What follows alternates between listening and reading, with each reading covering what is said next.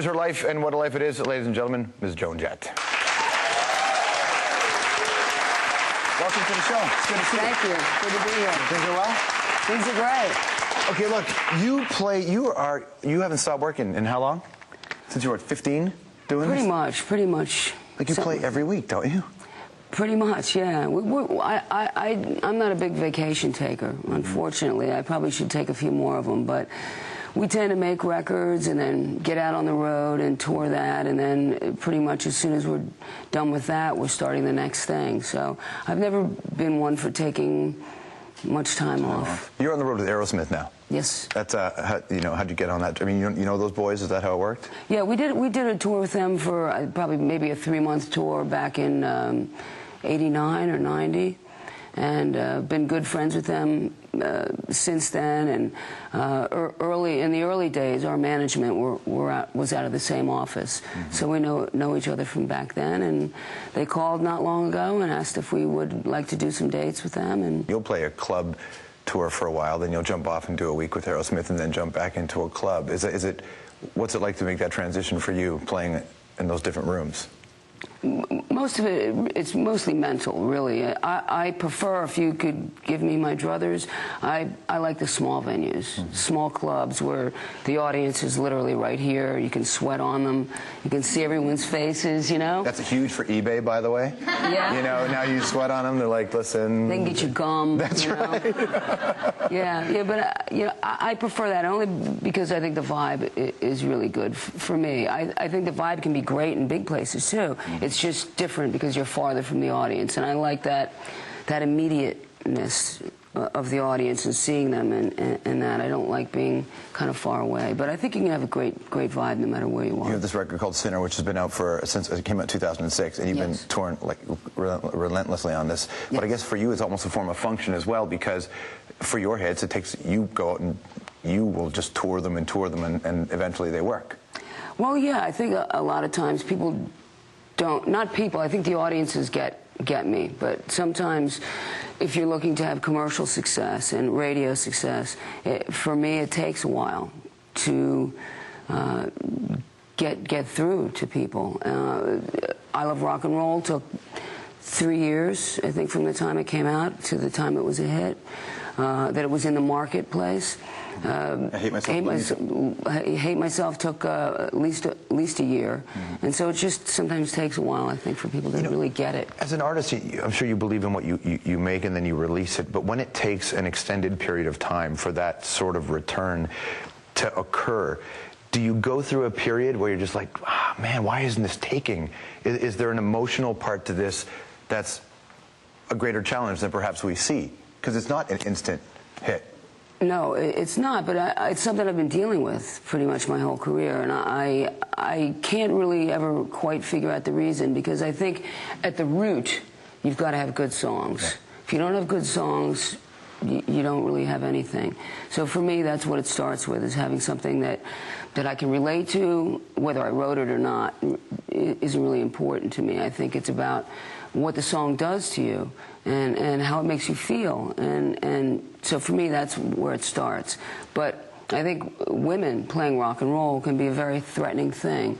I don't think the audiences feel that, but I think sometimes the higher ups do, whoever they are, whether it's radio, TV, sometimes it's harder for them to get it, and women seem very threatening when they're playing rock and roll. It's even more technical than that. Most rock radio stations won't play songs with women singing back to back. They won't play them back to back. Back to back, if you can get them to play in the same hour anyway, yeah, at all in the first place. But yeah, they won't play them back to back like they won't play myself into Pat Benatar or into Janis Joplin. But first, you got to get the girl on the radio. That's the hard part. It's amazing. You think how long you've been doing this, and it really hasn't got that much better, has it? A couple of moments where it breaks through and then it goes away again. I think there in the '90s there was a moment when I felt, well, look, you know, girls playing rock and roll may be accepted, because you had bands like, you had Hole, you had L7, you had Bikini Kill, you had Babes in Toyland. For me, where I was sitting, those are the bands that I saw getting some success and some radio success and some press success, and then all of a sudden it sort of disappeared.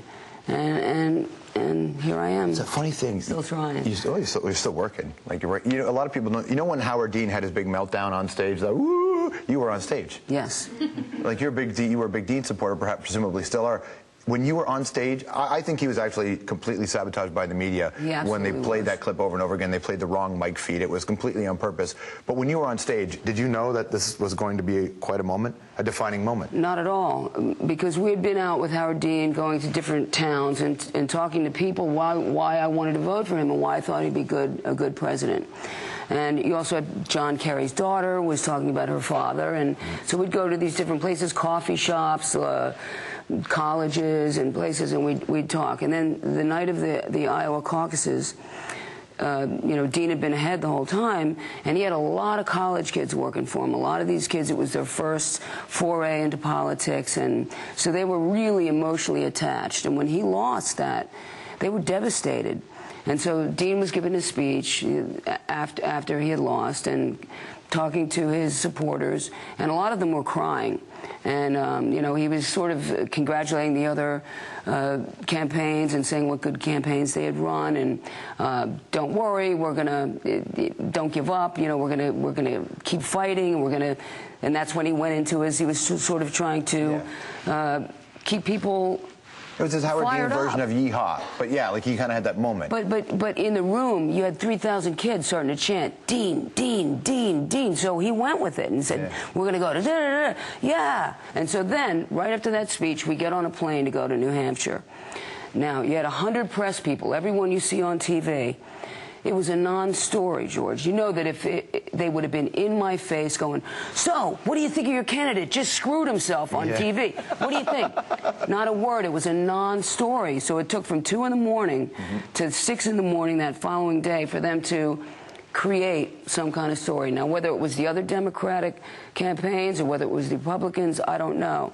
But he did get screwed. And, you know, look what we wound up with. All the places you've been... You played behind the Iron Curtain when nobody was doing that.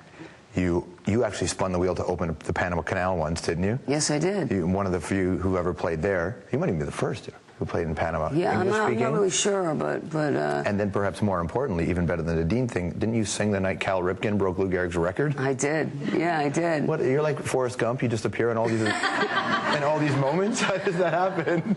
Sometimes I think it's a lot of the right place at the right time, but with the Orioles, I've been an Oriole fan since I was a kid. My first game that my father took me to see was a no-hitter when I was 9 years old. So I've been an rabid Oriole fan since then. And